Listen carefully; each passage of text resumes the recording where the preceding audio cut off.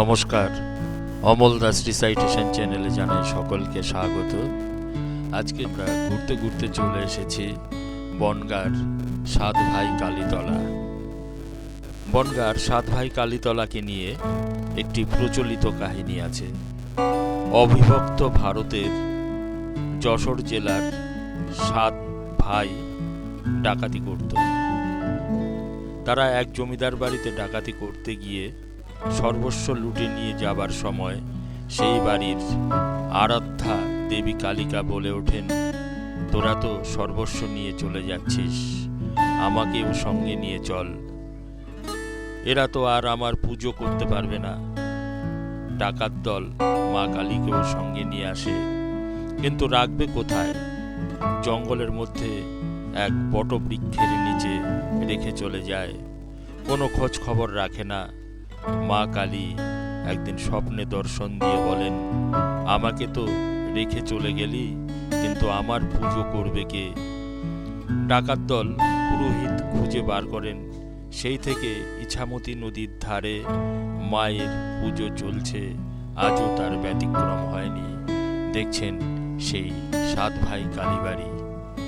বটগাছের নিচে এই কালী ঠাকুরকে রেখে ডাকাতের দল চলে গেছিল এবং তারাই খুঁজে এনেছিল এখানকার পুরোহিতকে। আর পৌষ মাস ধরে এখানে কিন্তু একটি মেলা চলে, আর পুজোর উপকরণও কিন্তু এই মন্দিরের পাশেই পাওয়া যায়। বট গাছকে কেন্দ্র করে এখন একটি মন্দির নির্মাণ করা হয়েছে। দেখুন, এই যে পুজোর সামগ্রী নিয়ে অনেকেই বসেছে।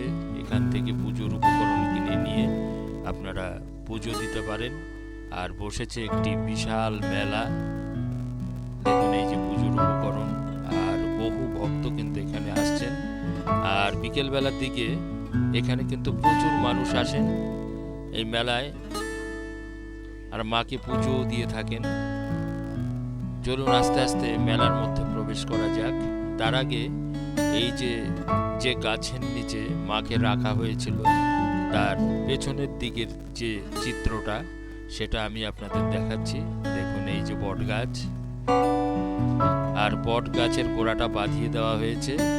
আর চারিদিকে যে ব্যারিকেড আছে সেখানে লাখ লাখ ইট বাঁধা রয়েছে। এগুলো ভক্তরা মানত করে ইটগুলো বেঁধেছে। দেখুন, এই বট গাছের গোড়ায় নির্মাণ করা হয়েছে কালী মন্দির। আর এখানে ধূপ ধূপকাঠি মোমবাতি লাগানোর একটি ব্যবস্থা আছে। আর পাশেই প্রসাদ বিতরণ করা হচ্ছে, গরম গরম খিচুড়ি আর তরকারি। দেখুন, এই যে এখানে প্রসাদ বিতরণ চলছে। আমরা যখন গেছিলাম তখন বেলা 12টা হবে, তখন অত মানুষ সেখানে এসে পৌঁছায়নি, কিন্তু তখন থেকেই মানুষ পুজো দিতে শুরু করেছে। আর মেলা চত্বরে বসেছে বিশাল মেলা।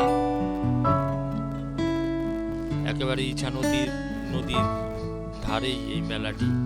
এখন কিন্তু এই মন্দিরের পাশ দিয়ে একটি জনবহুল রাস্তা হয়েছে। সেই রাস্তা দিয়ে বাস, টোটো, অটো সবই চলে। আর দেখুন, এই মেলার বিশেষত্ব হলো এখানে কাঠের সরঞ্জাম মানে আসবাবপত্র পাওয়া যায়। একেবারে খাট থেকে আরম্ভ করে কাঠের যাবতীয় আসবাবপত্র এই মেলাতে পাওয়া যায়। বিশাল চত্বর জুড়ে এই কাঠের আসবাবপত্র পাওয়া যাচ্ছে, হাজার হাজার খাট বিভিন্ন দামের। দেখুন, এই মেলার বিশেষ আকর্ষণ কাঠের আসবাবপত্র, বিশেষ করে খাট।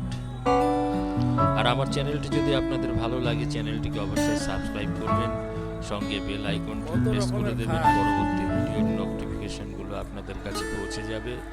আর এই মেলার পাশ দিয়ে বয়ে গেছে ইছামতি নদী। ক্রেতারা সব ঘুরে ঘুরে দেখছে এখান থেকে কোনো কিছু কেনা যায় কিনা। আমি